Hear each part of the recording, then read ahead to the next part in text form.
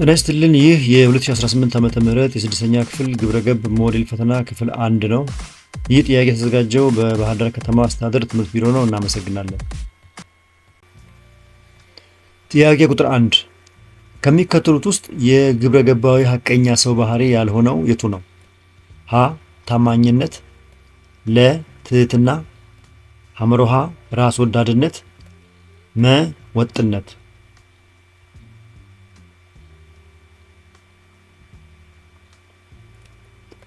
ትክክለኛው መልስ ራስ ወዳድነት የሚለው ነው። ግብረገባዊ ሐቀኝነት ያላቸው ሰዎች ታማኝ፣ ትሁትና በባህሪያቸው ወጥ ወይም የማይለዋወጡ ናቸው። ራስ ወዳድነት ግን የራስን ጥቅም ብቻ ማሳደድ በመሆኑ ከሐቀኛ ሰው መልካም ስነ ምግባር ጋር ይቃረናል።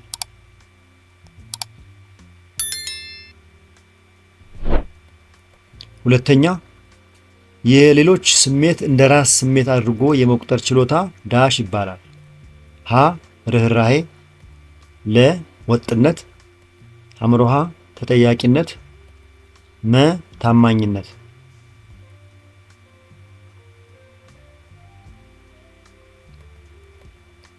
ርህራሄ ካላችሁ ትክክል ነው። ርህራሄ ማለት የሌሎችን ሰዎች ስሜት፣ ችግርና ጉዳት ልክ እንደ ራስ ስሜትና ችግር አድርጎ የመረዳት የመጋራትና የማሰብ ስነ ልቦናዊና ግብረገባዊ ችሎታ ነው። በጣም ጥሩ። ጥያቄ ቁጥር 3 ለሰራነው ስራ ኃላፊነት የመውሰድ ባህሪ ዳሽ ይባላል። ሀ ሐቀኝነት፣ ለ ተጠያቂነት፣ ሐመሮሃ ድፍረት፣ መ ታማኝነት።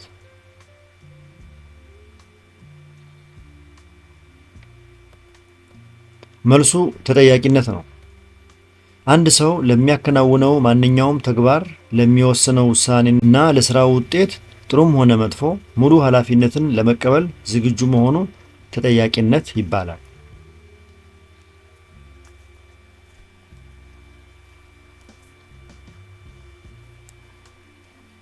አራተኛ ትህትና ማለት ሀ ራስን ከሌሎች ሰዎች በላይ አድርጎ ያለመቁጠር ባህሪ፣ ለ ትክክል ነው ብሎ የሚያምንበትን ነገር ማድረግ፣ ሐመሮሃ ውጤቱ ምንም ይሁን ምን እውነትን መናገር፣ መ ራስን ከሌሎች በላይ አድርጎ የመቁጠር ባህሪ።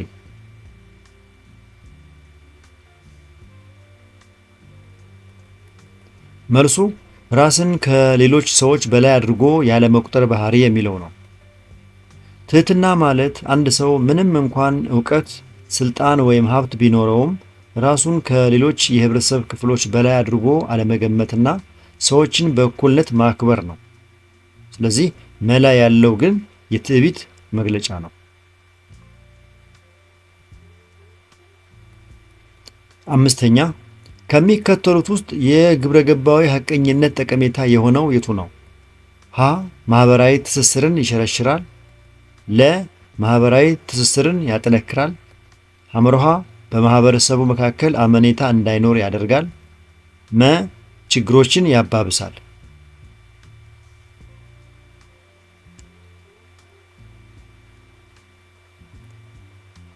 የግብረገባዊ ሐቀኝነት ጠቀሜታ የሆነው ማህበራዊ ትስስርን ያጠነክራል የሚለው ነው። በሰዎች መካከል ግብረገባዊ ሐቀኝነት በሚኖርበት ጊዜ በመካከላቸው ያለው መተማመን ይጨምራል። ይህ መተማመን ደግሞ የሰዎችን የእርስ በርስ ግንኙነትና ማህበራዊ ትስስርን በከፍተኛ ደረጃ ያጠነክራል። የተከበራችሁ የዚህ ቻናል ተከታታዮች እስካሁን በቀረቡ ጥያቄዎች መልስና ማብራሪያዎች ላይ አስተያየት፣ ጥቆማና ጥያቄ ካላችሁ አስተያየት መስጫው ላይ አስቀምጡ። ከተመቻችሁ አሁኑኑ ላይክ አድርጉ። እየፈጠንኩ ወይም እየዘገየው ከሆነ ቪዲዮን ያስቆማችሁ ተከተሉ። መልካም ጊዜ። እንቀጥል። ጥያቄ ቁጥር 6 ከሚከተሉት ውስጥ ግብረኛ ሐቀኛ የሆነን ተማሪ ባህሪ የሚገልጸው የቱ ነው? ሀ አርፍዶ መምጣት፣ ለ የትምህርት ቤት ሕግና ደንብ አለማክበር፣ ሐመሮሃ ለጓደኞች ከበሬታ አለመስጠት፣ መ የትምህርት ቤቱን ሕግና ደንብ ማክበር።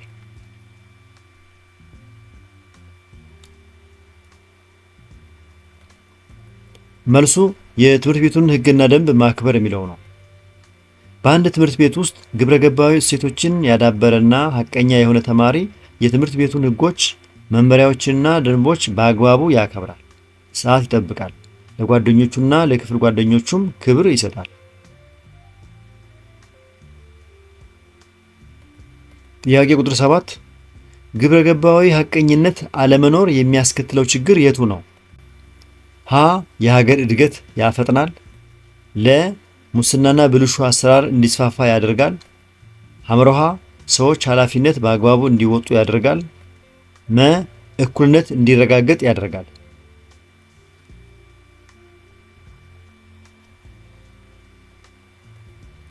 መልሱ ሙስናና ብልሹ አሰራር እንዲስፋፋ ያደርጋል የሚለው ነው። በህብረተሰቡ ወይም በአንድ ተቋም ውስጥ ግብረ ገባዊ ሐቀኝነት ከጠፋ ሰዎች የራሳቸውን ጥቅም ለማሳደድ ሲሉ ህገወጥ አሰራሮችን መከተል ይጀምራሉ። ይህም ለሙስና፣ ለአድሎና ለተለያዩ ብልሹ አሰራሮች መስፋፋት ዋነኛ ምክንያት ይሆናል።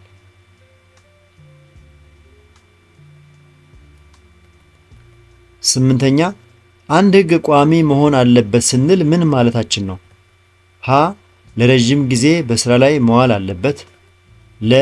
ለሁሉም ዜጋ እኩል ተፈጻሚ መሆን አለበት። ሐመርሃ መቀየር ወይም መሻሻል አይችልም። በአጭር ጊዜ መቀያየር አለበት።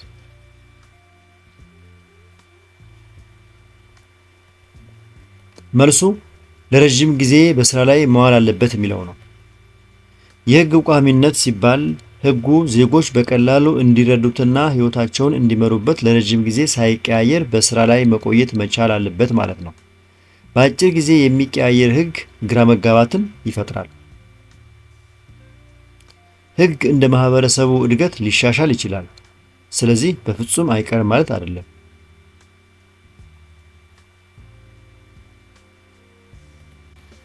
ጥያቄ ቁጥር 9 የህጎች የወጥነት ጠቀሜታ የሆነውን የቱ ነው? ሀ ህጎች በሁሉም ዜጎች ላይ እኩል ተፈጻሚ እንዲሆኑ ያደርጋል። ለ ህጎችን እንደ ማህበረሰቡ እድገት እንዲሻሻሉ ያደርጋሉ። ሐመርሃ ዜጎች ህጎችን በቀላሉ እንዲረዱ ያስችላል። ዜጎች በህጎች አፈጻጸም ላይ ያላቸውን አመኔታ ይሸረሽራል።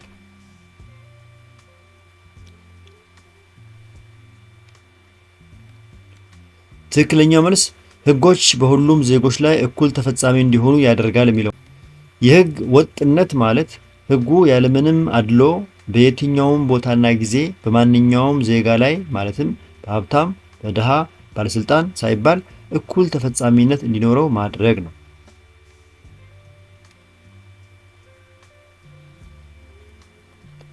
ጥያቄ ቁጥር 10 የህግ አክባሪነትን ጥቅም የማይገልጸው የትኛው ነው? ሀ ሰላምን ያስጠብቃል። ለ ነፃነትን ያጎናጽፋል። ሐመርሃ ሉዓላዊነትን ያጸናል። የዜጎች መብት መጣስ።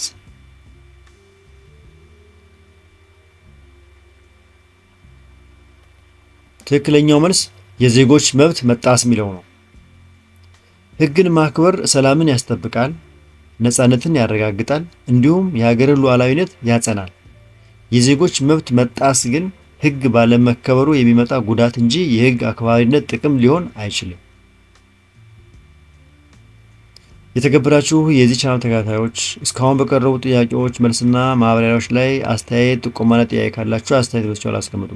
ከተመቻችሁ ሳትረሱ አሁኑ ላይክ አድርጉ። ሌሎቹ እንዲያገኙት ከፈለጋችሁ ሼር አድርጉላቸው። እየፈጠንኩ ወይም የዘገየው ከሆነ ቪዲዮ በእጃችሁ ስለሆነ እያስቆማችሁ ተከተሉ። የዚህን ጥያቄ ፒዲኤፍ ከፈለጋችሁ ቴሌግራም ቻናላችን ሃሁ ቲዩብን ጆይን ማድረግ ማግኘት ትችላላችሁ። እንቀጥል። ጥያቄ ቁጥር 11 የህግ አክባሪ ዜጋ ባህሪ የሆነው የቱ ነው? ሀ መብትና ግዴታቸውን ለይቶ ያውቃሉ።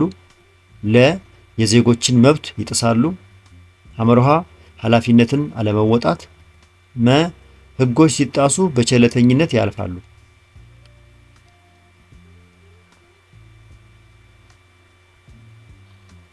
የህግ አክባሪ ዜጋ ባህሪ የሆነው ከነዚህ መካከል መብትና ግዴታቸውን ለይቶ ያውቃሉ የሚለው ነው። የህግ አክባሪ ዜጋ ዋናው መገለጫ ባህሪ የራሱን ሰብአዊና ዲሞክራሲያዊ መብቶች ጠንቅቆ ማወቅና በተመሳሳይ መልኩ ለሀገሩና ለማህበረሰቡ መወጣት ያለበትን ግዴታዎችና ኃላፊነቶች ለይቶ ማወቁና በተግባር መተርጎሙ ነው።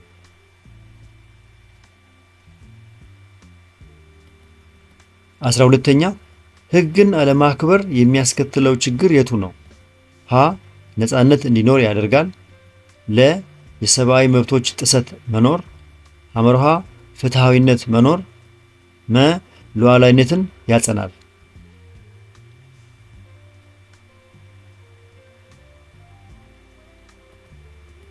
መልሱ የሰብአዊ መብቶች ጥሰት መኖር የሚለው ነው። በአንድ ሀገር ውስጥ ሕግ ካልተከበረ ስርዓት አልበኝነት ይሰፍናል። በዚህ ጊዜ የጠንካራዎች የበላይነት ስለሚኖር የዜጎች ሰብአዊና ዲሞክራሲያዊ መብቶች በከፍተኛ ሁኔታ ይጣሳሉ።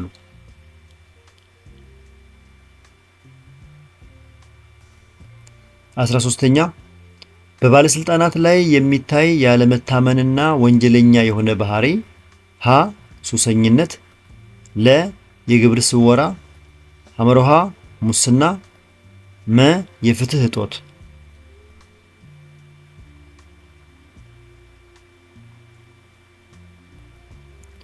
መልሱ ሙስና ነው።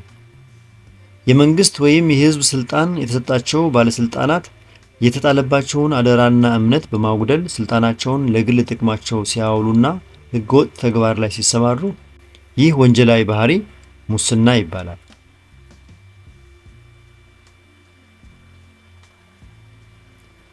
ጥያቄ ቁጥር 14 ለባለስልጣናት ገንዘብ በመስጠት ያልተገባ ጥቅም እንዲገኝ የሚያደርግ የሙስና አይነቶች የቱ ነው? ሀ በዝምድና መስራት፣ ለ በስልጣን ላይ መባለግ፣ ሐመርሃ የተጋነነ ሪፖርት ማቅረብ፣ መ ማጭበርበር።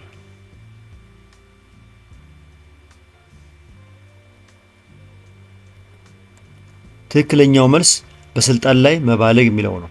ይህ ማለት ጉቦኝነት ወይም በስልጣን መባለግ ማለት ነው። ለባለስልጣናት በተለያዩ መንገዶች ገንዘብ ወይም ቁስ ማለትም ጉቦ በመስጠት ህጋዊ ያልሆነ ጥቅም ለማግኘት መሞከር በስልጣን ላይ የመባለግ ወይም የሙስና መገለጫ ባህሪ ነው። በአማራጮች ውስጥ ጉቦ የሚለው ቃል በግልጽ ባይቀመጥም በስልጣን ላይ መባለግ ይህንን ያጠቃልላል።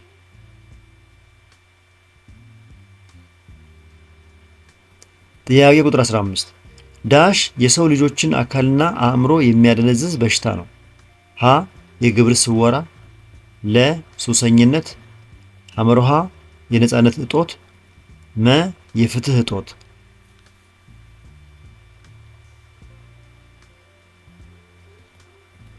ሱሰኝነት ካላችሁ ትክክል ነው።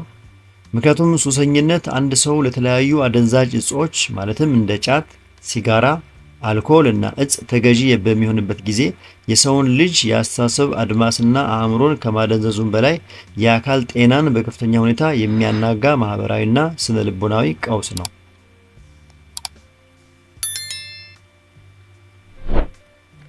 ጥያቄ ቁጥር 16 የግብር ስወራ ከሚፈጸምባቸው ተግባራት ውስጥ የማይመደበው የቱ ነው?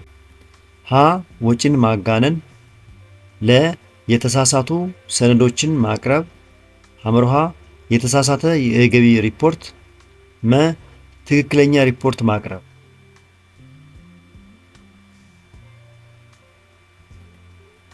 መልሱ ትክክለኛ ሪፖርት ማቅረብ የሚለው ነው።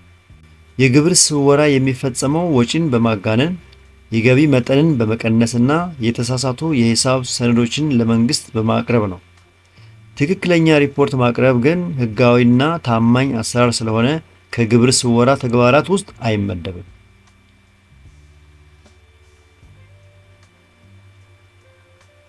መልካም። ጥያቄ ቁጥር 17 በግለሰቦች ወይም ድርጅቶች ህገወጥ በሆነ መንገድ ለመንግስት የሚከፈለውን ግብር ላለመክፈል የሚደረግ ሙከራ ዳሽ ይባላል። ሀ የፍትህ እጦት፣ ለ ህገወጥ የህፃናት ዝውውር፣ ሐመርሃ የግብር ስወራ፣ መ የሰብአዊ መብት ጥሰት።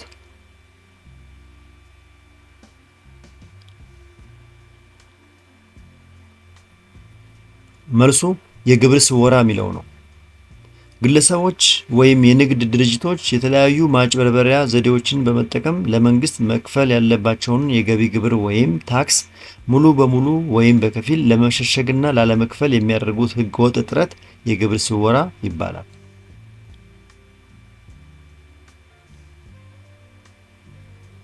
18ኛ ዳሽ ማለት አንድ መንግስት ራስን በራስ የሚያስተዳድርበት ስልጣን ነው። ሀ የግል ፍላጎት፣ ለ ፍትሃዊ የሀብት ስርጭት፣ ሐመርሃ ሙስና፣ መ ሉዓላዊነት።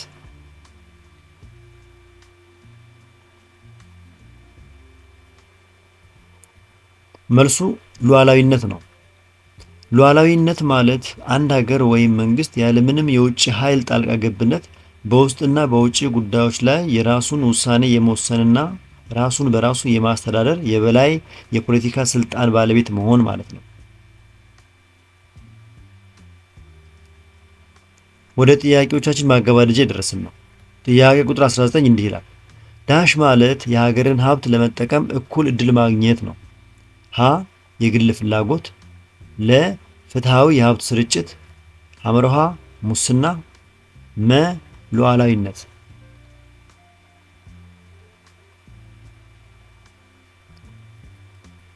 መልሱ ፍትሃዊ የሀብት ስርጭት የሚለው ሲሆን ሁሉም ዜጎች ያለምንም አድሎና ልዩነት የሀገሪቱን ኢኮኖሚያዊ ጥቅሞች፣ የተፈጥሮ ሀብቶችና አገልግሎቶች እኩል ተጠቃሚ መሆን እንዲችሉ እድል መፍጠር ፍትሃዊ የሀብት ስርጭት ይባላል። የክፍል 1 የግብረ ገብ ትምህርት የመጨረሻው ጥያቄ እንዲህ ይላል። ጥያቄ ቁጥር 20 የመልካም ባህሪ ምሳሌ ያልሆነው የቱ ነው? ሀ በራስ መተማመን፣ ለ ጨዋነት፣ ሐመርሃ ለእውነት መቆም፣ መ ቸልተኝነት።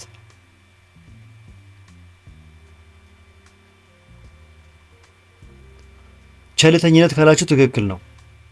በራስ መተማመን፣ ጨዋ መሆንና ለእውነትና ለፍትህ መቆም የመልካም ስነ ምግባር መገለጫዎች ሲሆኑ ቸልተኝነት ግን ለኃላፊነትና ለሌሎች ሰዎች ግድ የለሽ መሆን የሚያሳይ መጥፎ ባህሪ ነው።